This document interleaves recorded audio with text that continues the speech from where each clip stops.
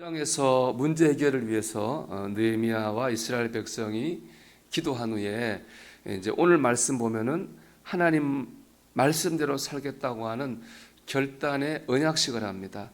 10장 1절 말씀 보면은 그 임봉한 자는 하갈의 아들 총독 느헤미야와 시드기야라고 그랬습니다. 당시에 임봉이라고 하는 것은 뭐냐면 이게 진흙으로 만든 판이, 우리로 말하면 종이에요. 그게 판인데 거기 앞으로 이렇게 살겠다고 하는 결단의 내용을 적어놔요. 그리고 그 밑에다 자기 이름을 쓰든가 도장을 찍어요. 한마디로 이제 내가 하나님이 원하시는, 하나님 기뻐하시는 삶을 살겠다고 하는 결단을 한 겁니다. 그게 바로 임봉이에요. 느헤미야를 시작으로 10장 1절부터는 많은 이름들이 나오는데 그 사람들이 다 그런 임봉을 했습니다. 즉 문제 해결을 위한 기도 끝에 하나님을 기뻐하시고 원하시는 삶을 살겠다고 하는 결단을 한 겁니다. 그런 결단이 또 있어야 된다는 얘기입니다. 생각해 보면 참 당연한 일입니다. 어제 나눈 말씀처럼 이스라엘 백성은 문제가 되는 삶을 살았어요. 그동안에 그것 때문에 고난을 받고 그것 때문에 고통을 받았습니다.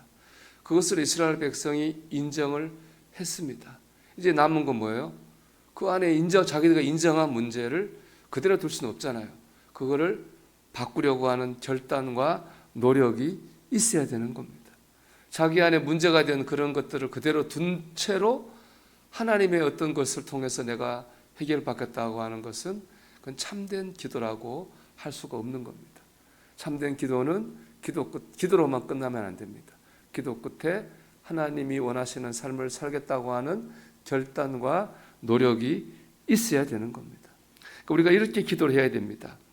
우리가 어떤 문제를 위해 기도하고 있다면 하나님, 기도하는 가운데 이 문제를 만들어낸 내 안에 내 문제가 무엇인지 깨닫게 해달라고 기도드려야 됩니다. 그걸 깨달았다면 그걸 인정해야 되겠죠. 그리고 내 안에 있는 그 문제를 해결하기 위해서 내가 결단하고 노력해야 됩니다.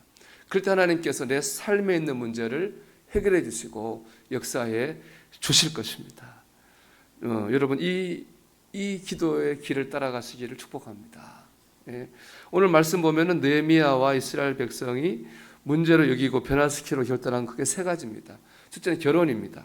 30절 보면은 우리의 딸들을 이 땅 백성에 주지 아니하고 우리의 아들들을 위하여 그의 딸들을 데려오지 아니하며. 자, 결혼 문제는 당시에 굉장히 큰 영적 문제였습니다.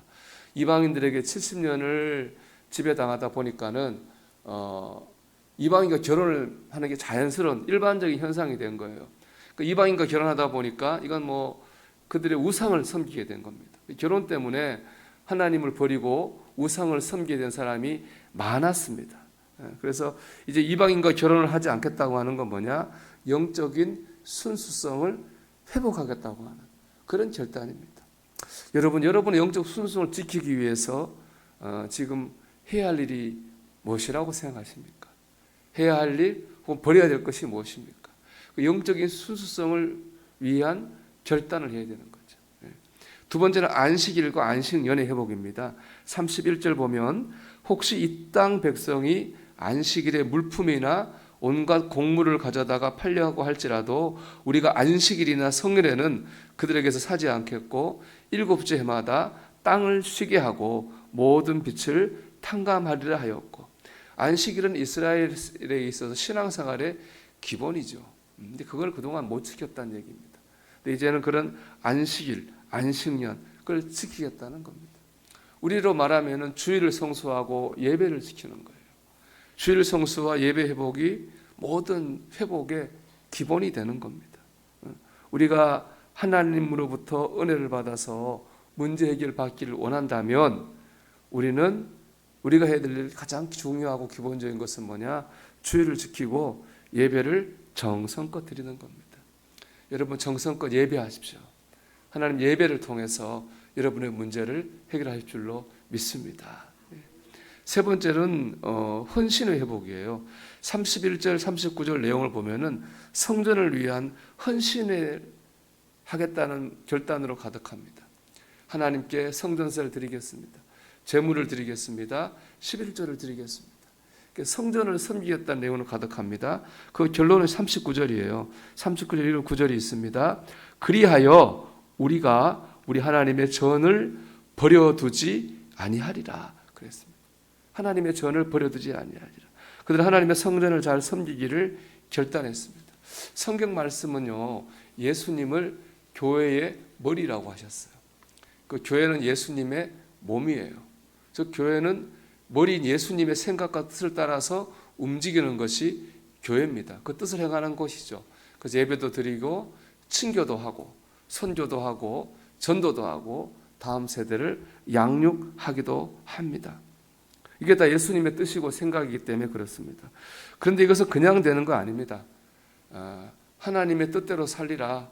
하나님의 마음을 품고 섬기고 봉사하고 헌신하는 사람들이 그 마음이 모여서 교회가 하나님의 뜻을 행하는 이 일을 감당하게 되는 것입니다.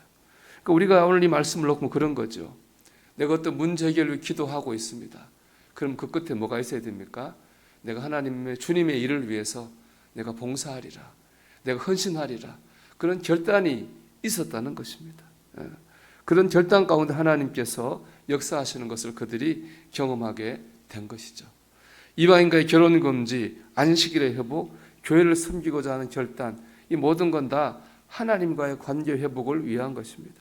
즉 우리가 어떤 문제 해결을 위해 기도하고 있다면 그게 뭐 건강의 문제든 가정의 문제든 물질의 문제 어떤 문제든 간에 그 문제를 하나님께서 해결해 주시기를 기도하고 있다면 우리는 그 기도 끝에서 하나님과의 관계를 회복하기 위한 나의 결단이 있어야 되는 거죠. 그럴 때 그 기도가 완성이 되고 하나님이 역사하시는 겁니다. 그래서 제가 오늘 말씀의 제목을 문제 해결을 위한 기도 후 해야 할 후속 조치 이렇게 말씀의 제목을 정했습니다.